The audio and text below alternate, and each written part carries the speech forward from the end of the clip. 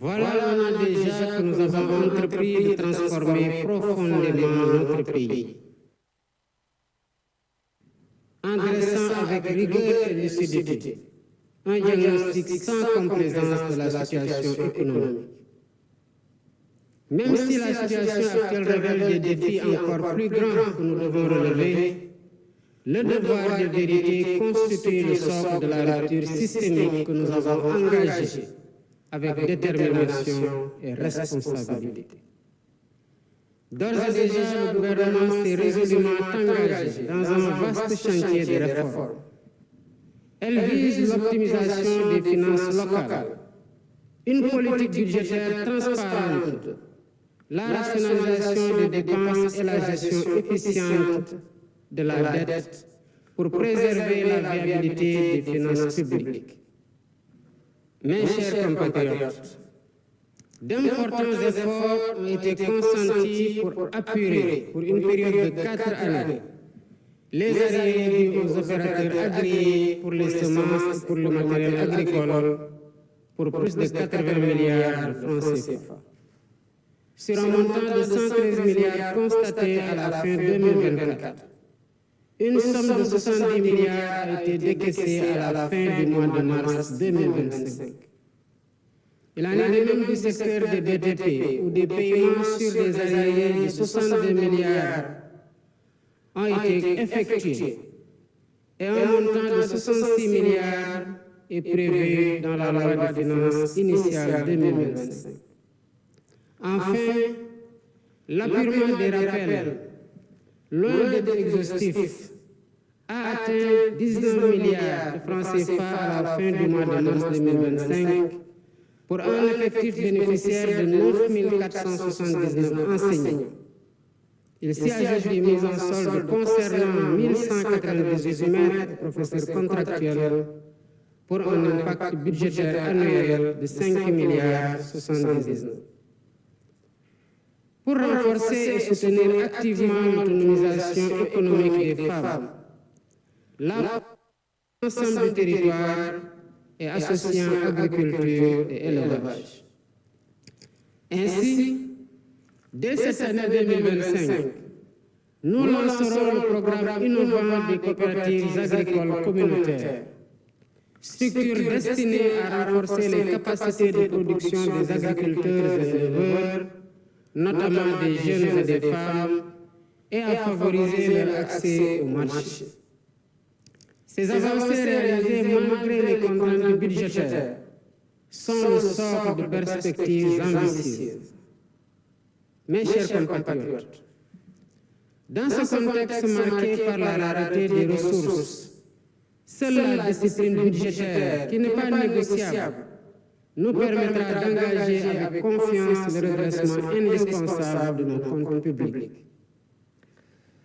Le basculement intégral très prochain dans le système intégré de gestion de l'information financière permettra également de renforcer l'intégrité des opérations budgétaires et financières et le suivi strict du patrimoine de l'État. Cette stratégie se traduit par nos efforts constants pour alléger concrètement le coût de la vie, avec la baisse continue des prix des denrées de première nécessité, tout en préservant la qualité de vie des Sénégalais en matière de santé et d'environnement. Ces baisses, comme je l'avais annoncé récemment, se poursuivront par la grâce de Dieu. Avec l'entrée récente de notre pays dans l'ère de la production pétrolière et gazière, nous veillerons à ce que les ressources stratégiques soient exploitées dans la transparence et le respect absolu de l'environnement pour le bénéfice du peuple sénégalais. Dans le cadre de la réappropriation de nos ressources, le processus de renégociation des contrats suit son cours normal. Les résultats obtenus à ce stade sont plus que satisfaisants. Ils seront communiqués à temps opportun au peuple sénégalais.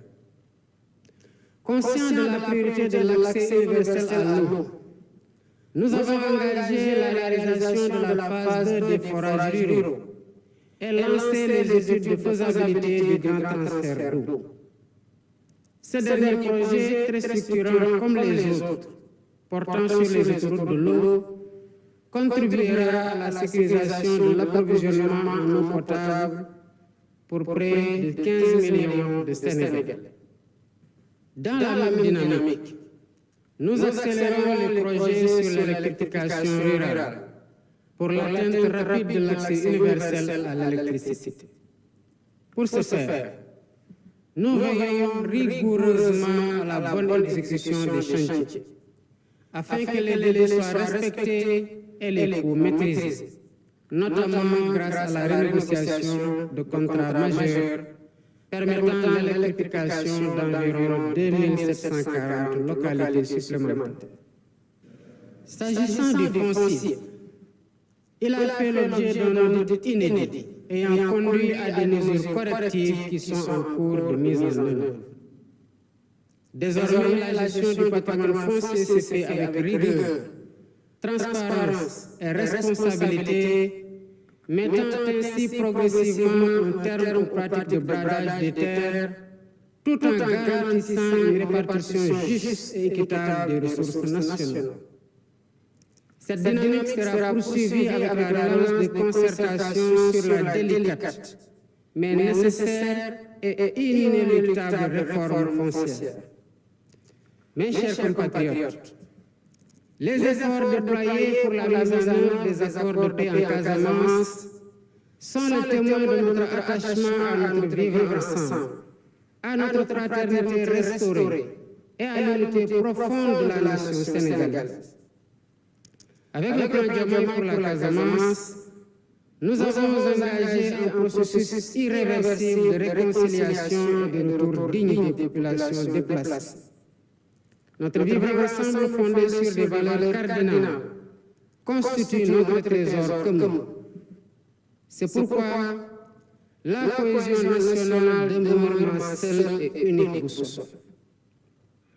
Convaincu que la solidité d'une nation se mesure aussi par sa capacité à dialoguer, j'accorde une importance particulière au dialogue social et à la concertation permanente avec toutes les composantes de notre société.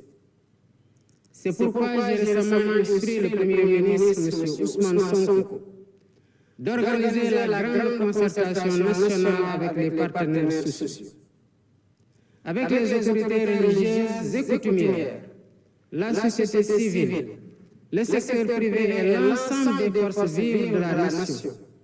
Nous poursuivons sans relâche cette démarche participative et inclusive. Ainsi, nous matérialisons notre engagement à garantir une cohésion nationale toujours renforcée, fondement indispensable du Sénégal juste, solidaire et prospère auquel nous aspirons tous. Il me plaît ainsi d'informer le peuple sénégalais que les lois sur la transparence sont finalisées et mises dans le circuit pour leur examen prochain au Conseil des ministres.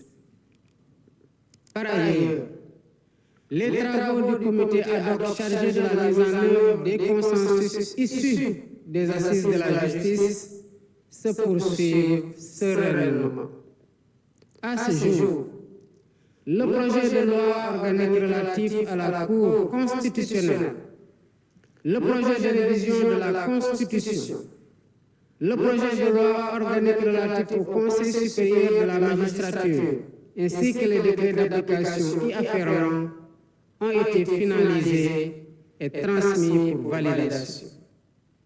Les textes consacrant le juge des libertés et de la détention, ainsi que les modifications du Code pénal et du Code de procédure pénale pour ce qui concerne, entre autres, les retours de parquet, suivront bientôt.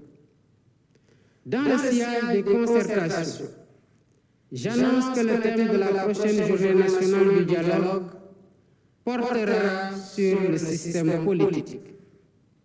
Le projet de thème de référence déjà finalisé sera transmis dans les meilleurs délais à toutes les parties prenantes pour amendements et contributions pour une meilleure préparation des travaux. Mes chers compatriotes, L'état des finances publiques de notre pays, tel que révélé par l'audit effectué, nous impose de compter d'abord sur nous-mêmes pour redresser la situation. Nous en sommes bien capables et nous le réussirons avec la mobilisation de toutes et de tous. En effet, l'histoire des nations nous enseigne que le chemin du développement nécessite des sacrifices collectivement consentis afin que des lendemains meilleurs puissent advenir.